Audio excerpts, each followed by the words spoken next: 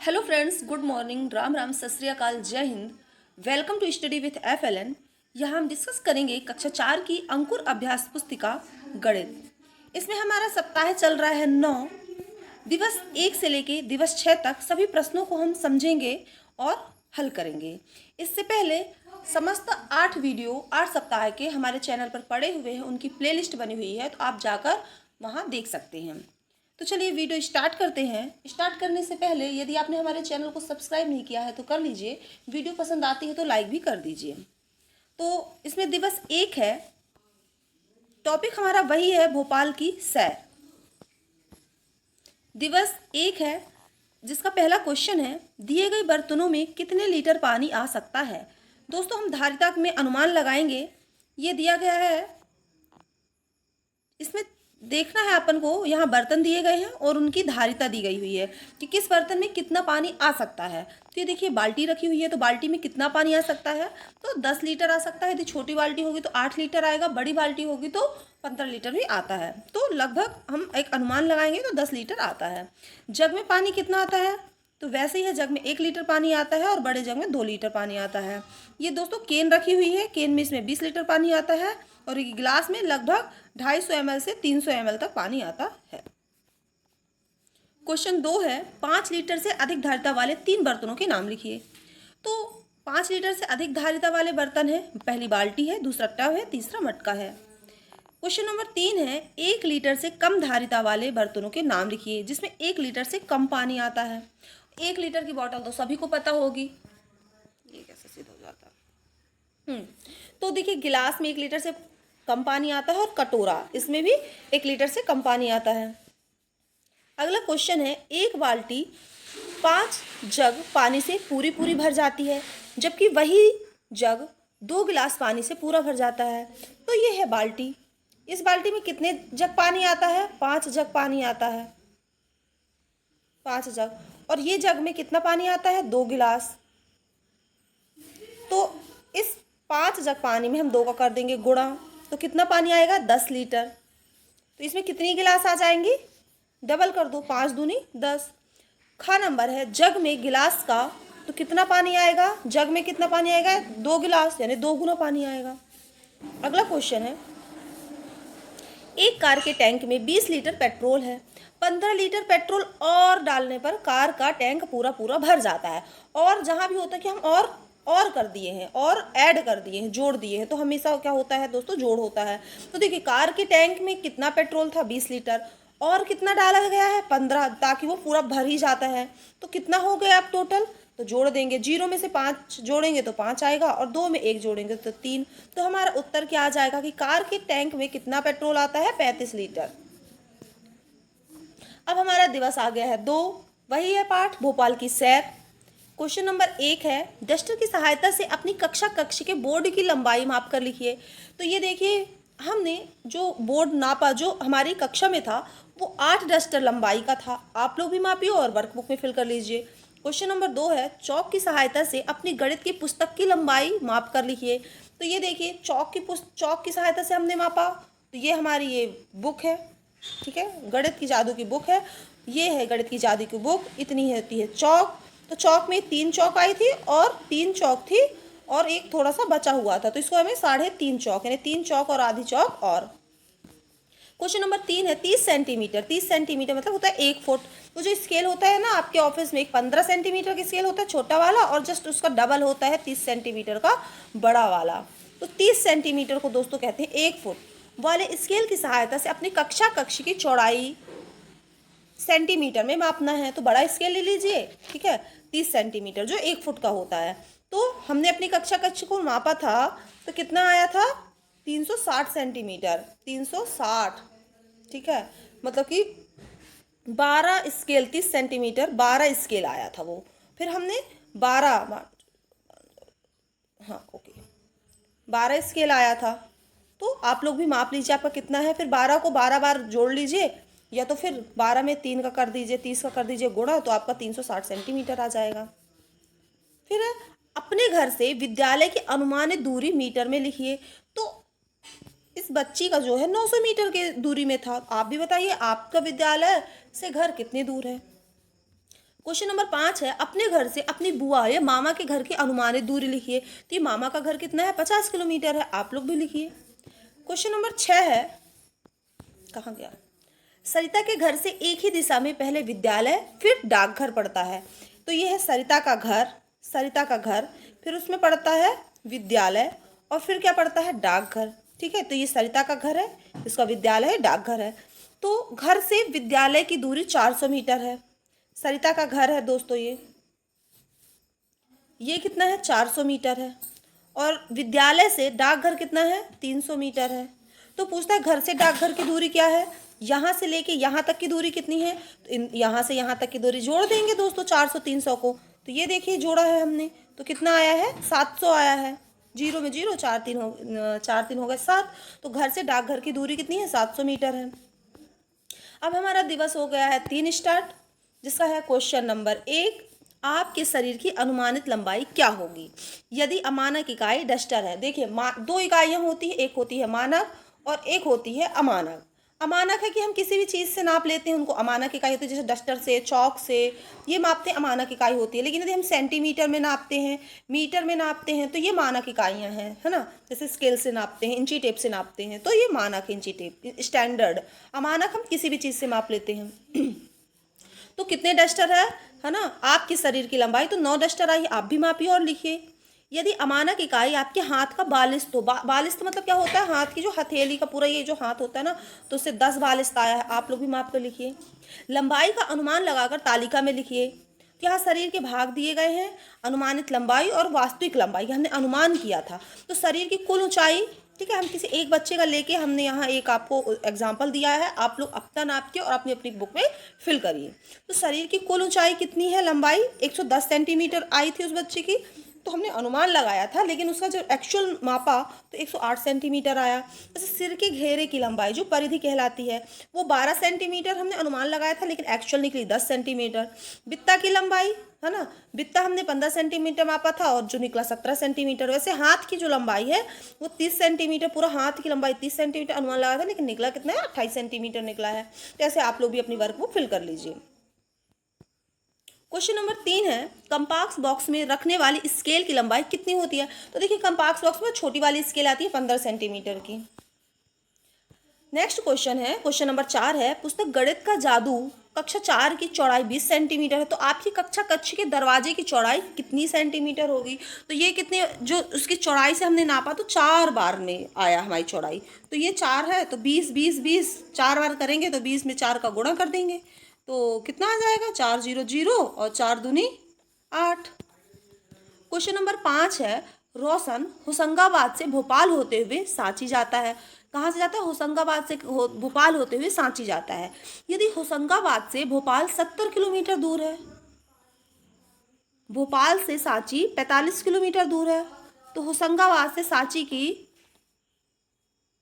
बीच की दूरी कितने किलोमीटर होगी। ओके, देखिए रोशन कहाँ से जाता है, होशंगाबाद से, कहाँ जाता है, सांची जाता है, कहाँ होते हुए, भोपाल होते हुए। तो ये वाली दूरी दोस्तों कितनी है, होशंगाबाद से भोपाल कितना है, 70 किलोमीटर है, और भोपाल से ये कितना है, 45 किलोमीटर है ना।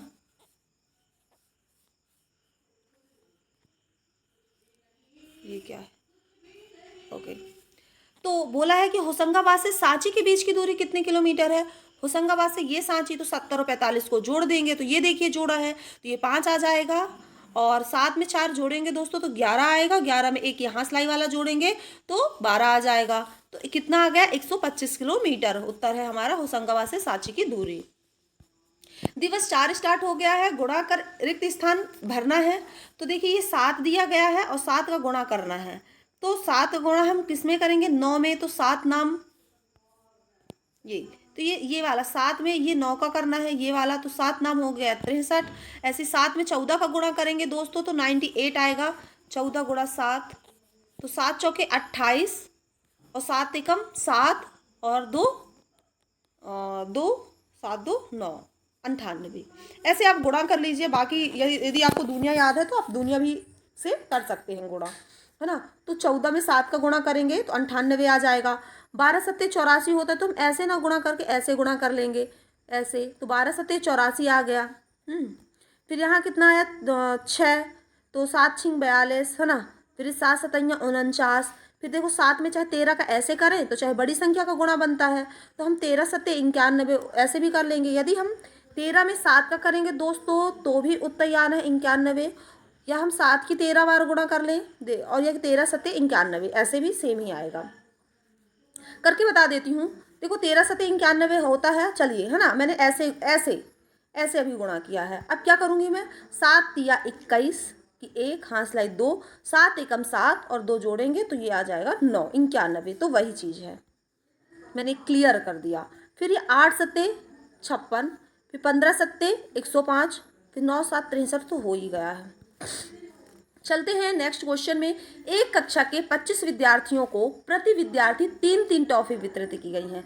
हमारे कक्षा में कुल विद्यार्थी कितने हैं, 25, और हर बच्चे को हमने कितनी टॉफी दी है, प्रत्येक को वितरित टॉफी है 3। तो कुल कितनी टॉफी की आवश्यकता पड़ेगी, हमें कितनी वितरित करेंगे, तो हम 25 में कर देंगे 3 का गुणा, तो 25 गुणा 3, तो 3 बचे दोस्तों 15 की हाथ लाई 1 और 3 दूनी 6 में 1 जोड़ेंगे तो ये 7 आ जाएगा। तो ये देखिए हमारा 75, कितनी टॉफी की आवश्यकता होगी, 75 की। साइकिल के एक पहिए में 32 तीलियां हैं, ऐसे ही 4 साइकिलों के पहियों में कुल कितनी तीली होगी। तो देखिए ये बोला है साइकिल के एक पहिए में, तो साइकिल में तो 2 पहिए होते हैं, तो एक पहिए में कितनी तीलियां हैं, 32, ठीक है। तो एक साइकिल के दोनों पहियों में, मतलब पूरी साइकिल में कितनी तीलियां होंगी, दोनों पहियों में मिलाएंगे तो 2 का गुणा कर देंगे, तो 32 दूनी कितना होता है, 64 होता है। गुणा कर लीजिए, 2 दूनी 4 और 2 तिहाई 6। फिर तो 4 साइकिल में बोला है, कितनी, 4 साइकिलों में, तो 4 का 64 में 4 का गुणा कर देंगे तो 256 आएगा।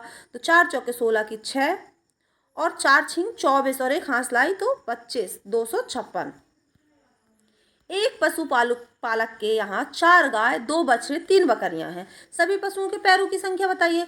तो बताइए कि सबके तो 4-4 पैर होते हैं, तो 4 गाय के पैर कितने हो जाएंगे, एक गाय के 4 पैर होते हैं, तो 4 गाय हैं और 4 ही पैर होते हैं, तो गुणा कर देंगे, 4 चौके 16 पैर गाय के हो जाएंगे।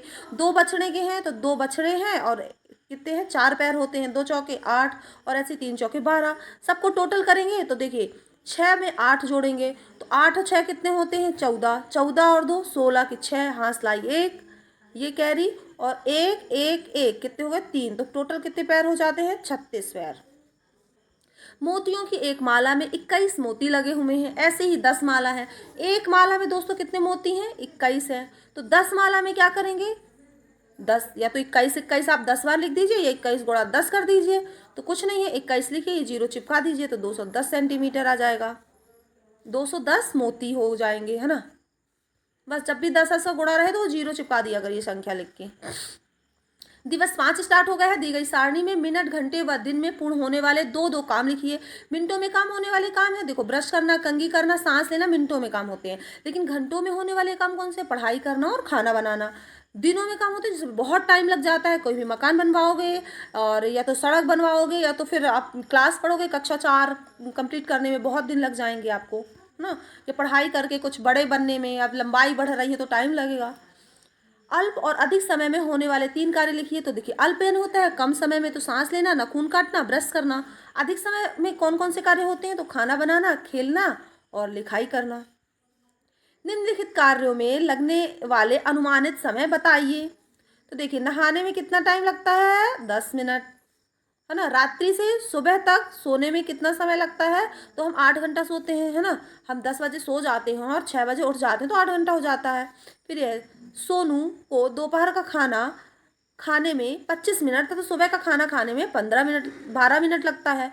तो बताइए उसे दोपहर का खाना खाने में कितना अधिक समय लगता है। तो जब अधिक और कम की बात हो करेंगे घटाना, 25 में 12 घटाएंगे तो 25 में 12 घटाएंगे तो 5 में 2 गए 3 और 2 में 1 गए 1, 13 मिनट हो गया। कितना मिनट लगता है, 13 मिनट। रूबी प्रातः 6 बजे उठती है और 10 बजे घर से विद्यालय के लिए चली जाती है। कितने बजे सुबह उठती है, 6 बजे, तो 10 बजे निकल जाती है, 10 में 6 का कर देंगे घटाना तो आ जाएगा 4। तो रूबी कितने उठने के 4 घंटे बाद विद्यालय के लिए जाती है। आप 6 से गिन लीजिए ना कि 6 से 7 1 घंटा, 7 से 8 2 घंटा, 8 से 9 3 घंटा, 1 1 1 और 9 से 10 6, तो कितने हो गए, 4 घंटे हो गए ना। ओके, दिवस हो गया है 6 स्टार्ट, जो हमने दिवस 1 से 5 तक पढ़ा है सबका करेंगे रीइंफोर्समेंट और एक प्रकार से हो जाएगा रिवीजन। जो भी आपको समझ में नहीं आया यहाँ और क्लियर समझ में आ जाएगा। क्वेश्चन नंबर 1 है 2 लीटर से अधिक धारिता वाले बर्तनों के नाम लिखिए। तो 2 लीटर से अधिक बर्तन आते हैं सुराही में, दूसरा कहाँ आता है मग में, मटका में, टंकी भी होती है दोस्तों। एक बस के टैंक की धारिता 600 लीटर है यदि बस में 490 लीटर डीजल है। एक बस के टैंक की धारिता 600 लीटर है यदि बस में 490 लीटर डीजल है, तो कितने लीटर डीजल की और आवश्यकता पड़ेगी? तो 600 में 490 घटा देंगे, जीरो में जीरो गया जीरो, और ये जीरो को माना ये हो जाए है ना। अब क्या करेंगे, घटाना ही बता देते हैं। तो देखिए जीरो में जीरो गया जीरो, इस जीरो से तो 9 जाएगा नहीं, 6 से लेगा उधारी, 6 हो जाएगा 5, तो 10 में से अब 9 जाएंगे तो 1 आ जाएगा, और ये 5 में से 4 जाएंगे 1 आ जाएगा, तो 110 लीटर डीजल और डालने पर बस पूरी तरह से टैंक उसका भर जाएगा। ओके, स्केल की सहायता से अपने गणित की पुस्तक की लंबाई माप कर लिखिए। तो हमने मापा है इसके साथ 27 सेंटीमीटर आई, आप भी नाप कर देखिए जरूर। सुभी के घर से एक ही दिशा में पहले किराना दुकान फिर विद्यालय। पहले क्या आता है, किराना दुकान आता है, फिर विद्यालय आता है। तो घर से ये हो गया घर, ये हो गया किराना दुकान, और घर से किराना दुकान फिर विद्यालय, और ये है विद्यालय। तो घर से किराना दुकान कितना है 200, और किराना दुकान से विद्यालय, ये किराना दुकान से विद्यालय कितना है 300। तो पूछा है कुल दूरी, दोनों को जोड़ दो, 200 300 होता है 500। ये देखिए हमने जोड़ भी दिया है। कक्षा कक्ष के कमरे की लंबाई एवं चौड़ाई ज्ञात कीजिए। तो लंबाई आई है 15 मीटर और चौड़ाई आई है 12 मीटर।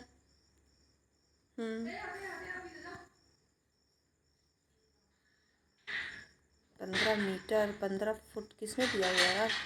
लंबाई और चौड़ाई ज्ञात कीजिए। ओके, बड़ा है, हॉल है। ओके, भोपाल से उज्जैन क्या है, भोपाल से उज्जैन जाते हुए रास्ते में सीहोर पड़ता है। ये है भोपाल, ये है उज्जैन, रास्ते में पड़ता है सीहोर। भोपाल से सीहोर कितना है 38 है, सीहोर से उज्जैन कितना है 154 है।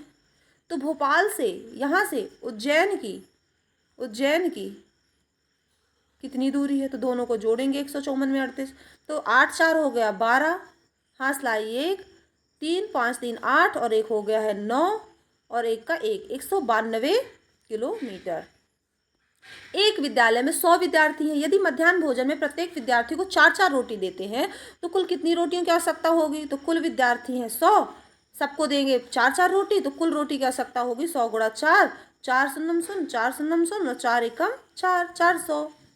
एक किसान के पास 5 गाय 3 भैंस 2 बकरी, हमने एक सवाल किया भी था अभी। तो देखिए 5 गाय के कुल पैर होंगे तो 5 करेंगे जो 5 गाय हैं, और 4 होते हैं पैर, तो 5 चौके 20। ऐसे 3 भैंस के पैर करेंगे तो 3 चौके 12, 2 बकरी के पैर करेंगे तो 2 गुणे 4, तो 2 चौके 8। अब पूछा कुल पैरों की संख्या कितनी है, तो सबको जोड़ देंगे, तो 8 और ये होगा 2, 10 हो जाएंगे 10, हाथ लाई 1, 2 1 3, और एक हाथ लाई 4, तो कितना आ जाएगा 40। अल्प क्षणिक समय में होने वाले 2 कार्य लिखना है। पहला सांस लेना, पानी पीना। एक व्यक्ति रात्रि में 10 बजे सोता है एवं 6 बजे उठ जाता है। तो देखिए रात के वो 10 बजे सोया, तो 10 से 11 1 घंटा, 10 से 11 1 घंटा, 1 घंटा, और 11 से 12 1 घंटा, तो 2 घंटा तो इसके यही हो गए। कहाँ जाओ भाई, है ना। तो 2 घंटे तो ये हो गए। फिर 12 से वो 6 बजे तक, तो ये 6 घंटे हो गए। तो 2 6 कितने होते 8 घंटे, तो वह 8 घंटे सोता है। एक बार फिर से समझा दूँ, आप लोग समझ गए होंगे, नहीं समझे होंगे, चलिए मैं फिर से समझा देती हूँ।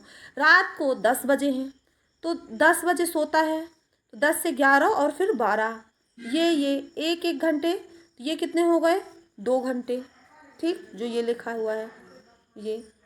अब बोलता है 12 से 6 घंटे, तो 12 से 1 2 3, तो ऐसे हो जाएंगे 6 घंटे, तो ये लिखा है 6। अब 2 और 6 को जोड़ देंगे तो आ जाएगा 8 घंटे। वही है 12 से 1 1 घंटा, 1 से 2 2 घंटा, 2 से 3 3 घंटा, ऐसे करके पूरा हो जाएगा 6 घंटे, तो हो जाएंगे 8 घंटे। तो यहीं पर दोस्तों हमारी वीडियो होती है ख़त्म। आप लोग चाहते हैं कि ऐसे ही वीडियो आप तक पहुँचे तो चैनल को कर दीजिए सब्सक्राइब, लाइक और share. Thank you so much.